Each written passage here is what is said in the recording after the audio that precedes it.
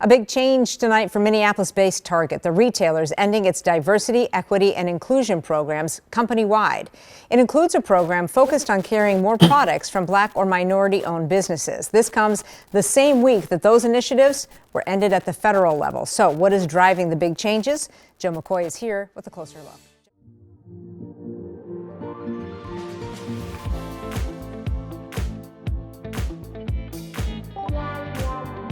Hey everybody, welcome back to Kelvin's Commentary, the place where we break down politics and current events one issue at a time from a grown man's point of view. Today we're talking about a move that's causing anger, outrage, and even happiness across the corporate and cultural landscape. That's Target's recent decision to scale back its DEI, diversity, equity, and inclusion initiatives.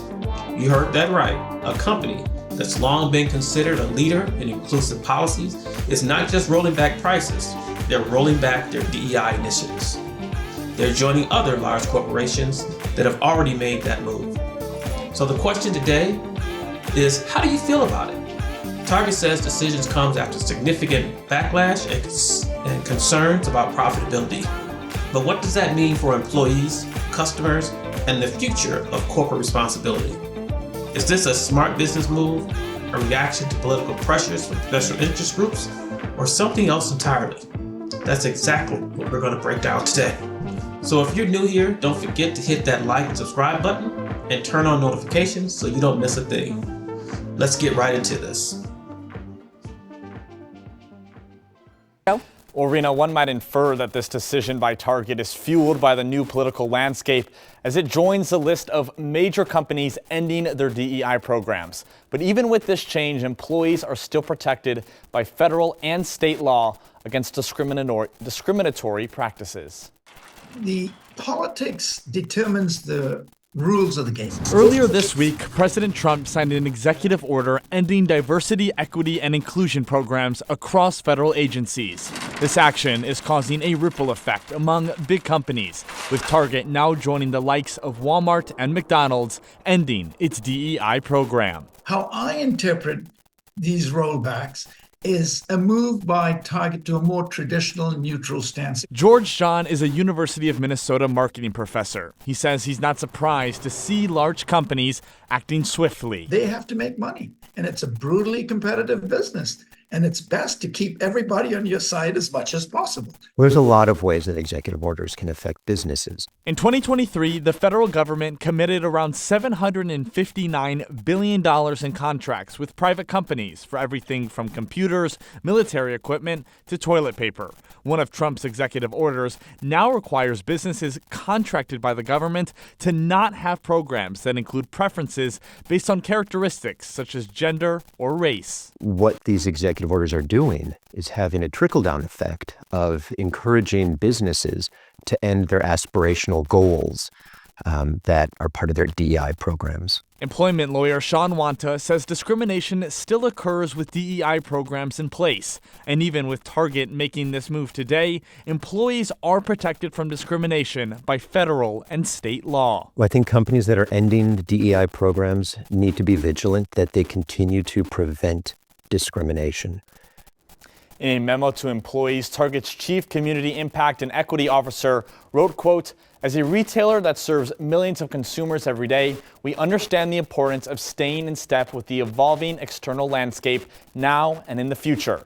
The company went on to say it remains focused on creating a sense of belonging for its team, guests, and communities through a commitment to inclusion.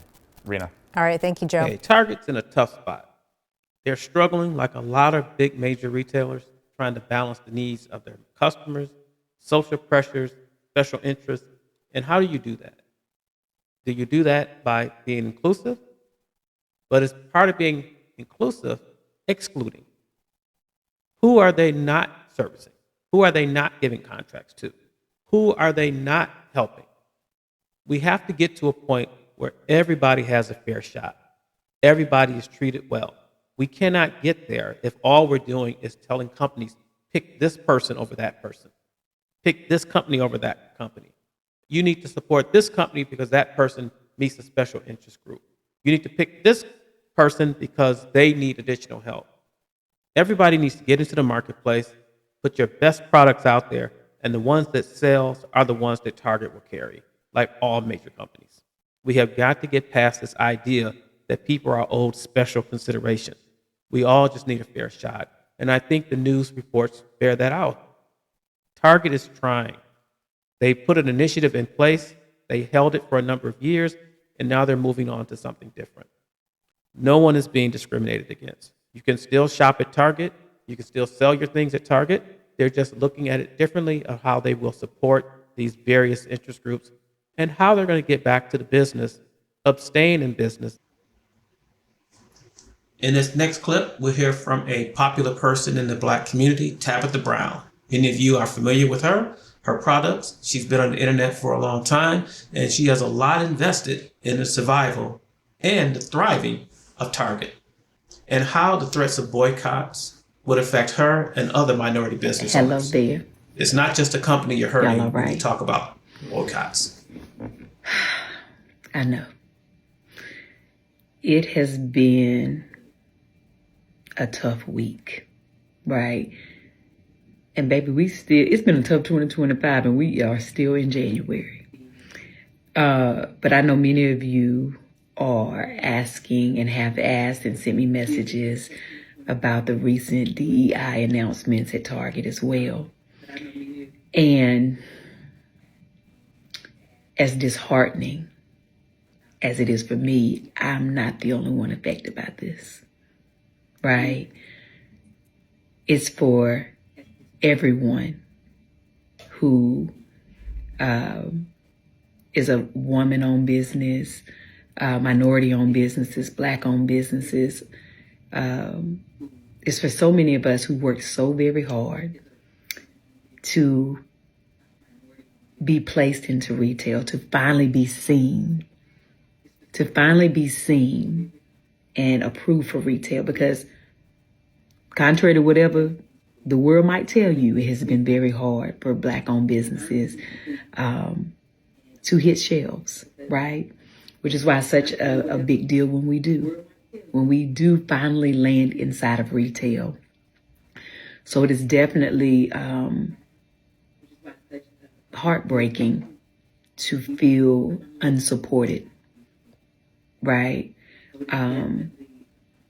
However, I am in business in multiple ways, with Target, with Walmart, and Amazon, right? I sell Donna's Recipe, my hair care products, right? Are on Amazon. They're also in Target. And of course, I have a huge partnership with Target. I sell my seasonings at Walmart. I do business all over, just like many other people. And what I can tell you is, if we all decide to boycott and be like, no, we're not spending no money at these organizations. Listen, I get it.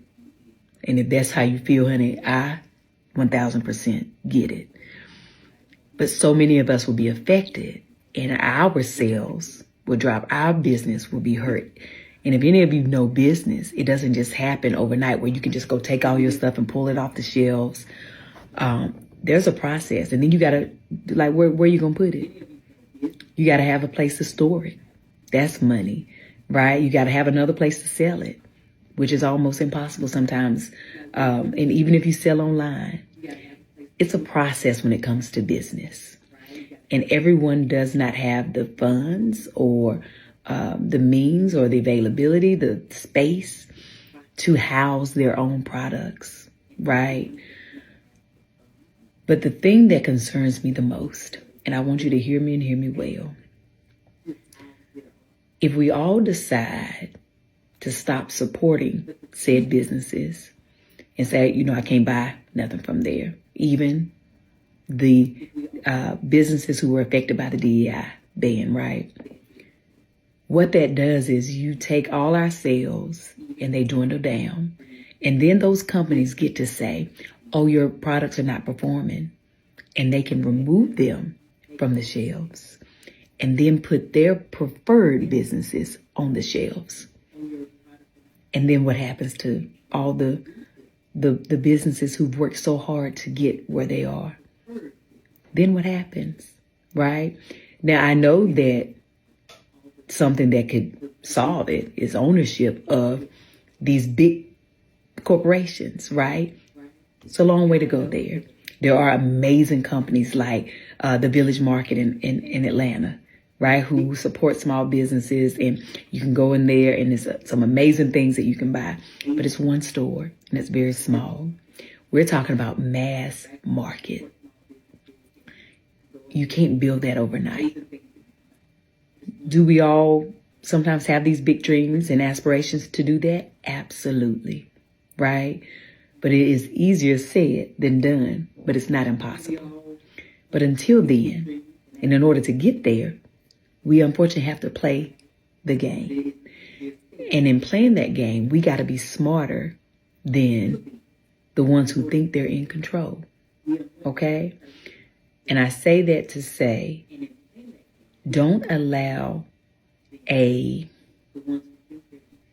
trying to be mindful with how I say this, because I want God to give me the right words, but don't allow foolishness to take us into separation and weed us out. Do you understand? Because sometimes that's what they want. And in times like this, they're telling us that. Okay? So as frustrating as listen, as frustrating as the whole situation is, as frustrated as I am, as all of you are, we still got to be smart.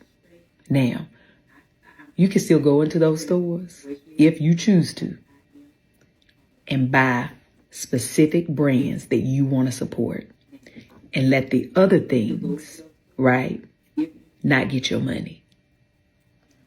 But be very specific. There's so many women, right, that have worked hard to be a woman-owned business. Donna's Recipe is two women, me and Gina Woods, my business partner. We are self-funded. We are self-funded. And we are on shelves in limited doors at Target, right? Other companies, right? There's Black History Month is coming right now, and all of these brands are about to be showcased. Some of them for the first time. And of course, they would do something like this right now. But they still need their moment. They still need. That clip by Tabitha Brown clearly illustrates how tough it is for business owners to make it today. They're caught up in the same issues that a lot of people are caught up in. How do I support the companies that I'm doing business with, but still at the same time understanding the feelings of the people that support my individual businesses? How's this affecting you? When you look at that last clip, it's clear to see that Tabitha Brown is in a tough position. She's trying to balance the company, her people that support her, her own individual business, her business partners. So now we have to figure out, what does it mean for us? What does it mean for the individual people who are considering a boycott? So if you're just looking for a throw pillow or a laundry basket, or looking for some of Tabitha's products, you have to understand it's about so much more than just Target. It's a bigger picture. How businesses are navigating the intersection of profits, their own corporate values, and public opinion by the way of special interest groups. They have to balance all of that. So let me know in the comments what you think about this decision. Should companies stick to their DEI commitments, or is it just the reality of doing business in 2025? When I look at this, I think companies need to get back to just selling products. Get out of politics. You have a lot of customers who have a lot of different preferences and a lot of ideas. Target, sell laundry baskets. Home Depot, sell hammers. Amazon, sell your products and stay out of the politics of it all if you can.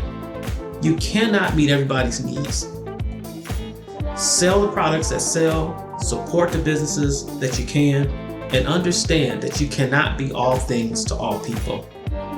So let me know in the comment sections what you think about this decision. How do you feel about Tabitha? How do you feel about other businesses? You can't boycott all of the businesses.